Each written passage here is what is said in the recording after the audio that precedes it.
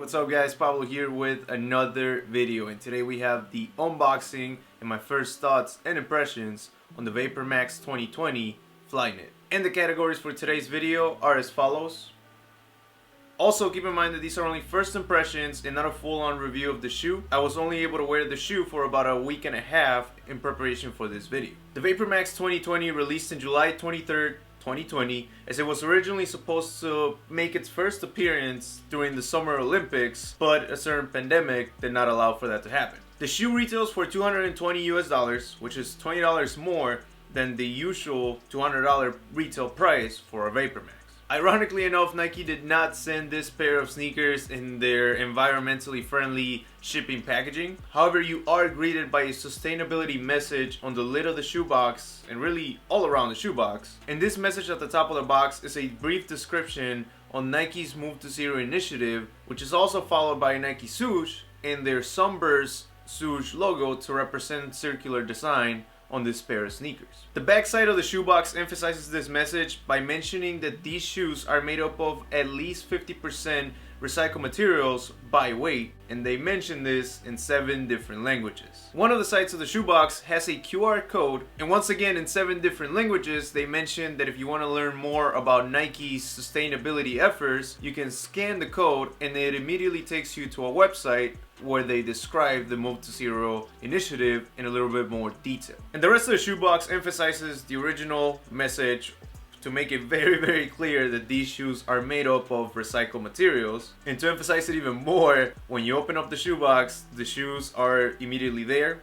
There's no piece of paper covering them up. When I first looked at the shoes, I realized that it was going to be a different experience from other Vapormax models, and that the recycled materials and the sustainability concept behind these was going to play a role as to how good or not good they would be. It is also very clear that the shoes are made up of recycled materials. The feel and overall quality to them is different from other Vapormax models. Nike has made a big push towards their Move to Zero initiative. Obviously this Vapormax sneaker being part of that, but also the Space Hippie collection, the shipping boxes, adding labels to their products on the website that claim that they are sustainable. And once again, this concept applies to the shoe because 50% of the shoe is made up of recycled materials by weight. And that percentage gets broken down even more when you look at each individual part of the shoe. Starting with the upper, the Flyknit is made up of recycled polyester yarn, which is about 67% post-industrial recycled content by weight. And this includes multiple recycled components like recycled water bottles. The insole is made up of about 50% recycled content, the tongue features at least 80% recycled foam, and the TPU that the heel and toe clips consist of is about 60%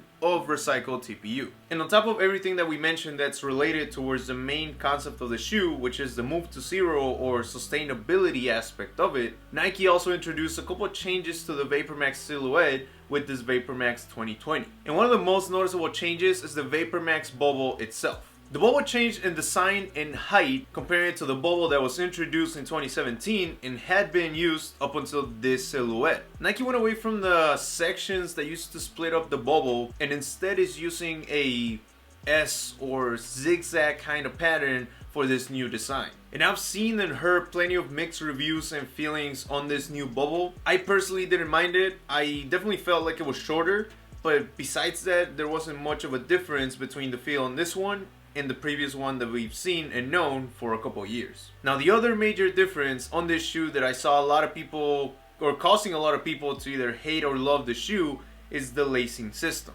Nike decided not to do laces on the shoe and instead chose a fly ease mechanism to make sure that the shoe is secured to your foot. Now fly ease is nothing new to Nike. They have used it in different silhouettes and even came up with a brand new silhouette based around the concept. And the whole idea behind fly ease is to allow for people with disabilities to put on or take off their shoes without much struggle. And this actually makes sense as the shoes were meant to be worn by athletes at both Olympics and Paralympics during the summer of 2020. Now don't get me wrong, the idea, the concept is great, but the execution on this specific shoe was not the best by any means. Nike used their fast fit technology or mechanism that is a quick lacing system that we were introduced to in 2018 with the Jordan 33. Back then though, the mechanism never really seemed to work the way it was supposed to. The mechanism never really did much. The fit was technically the same regardless. And ironically enough, a year later, they completely got rid of the system and went back to laces on the Jordan 34. Back to the Vapormax 2020 though, they actually took the system and exposed it by putting it at the top of the shoe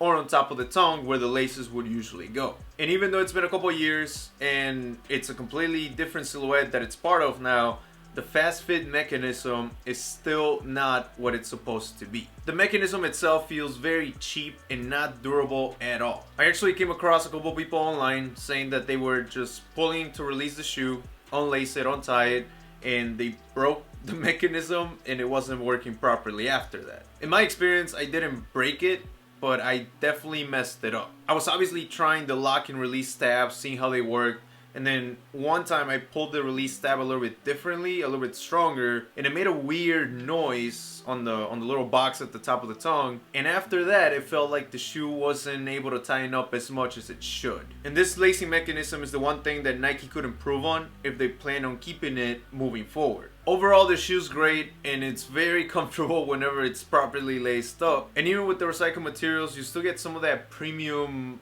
look or aesthetic to the shoe that we are used to from other Vapormax models. Now with that in mind, and besides the lacing system of course, it's hard to tell how durable these shoes will really be on the long term. And although these are very comfortable and Nike even promoted them for the Olympics, they are still lifestyle shoes. I didn't even try these for performance. Nike themselves categorizes these as lifestyle shoes on the website. So if you plan on wearing these for working out or running, keep in mind that you might run a risk of injury because they are not designed for that. And that was it for today, you guys. Don't forget to like, subscribe, and if you have or had the Vapormax 2020, go ahead and leave a comment down below with your experience. And one more time, that was it for today.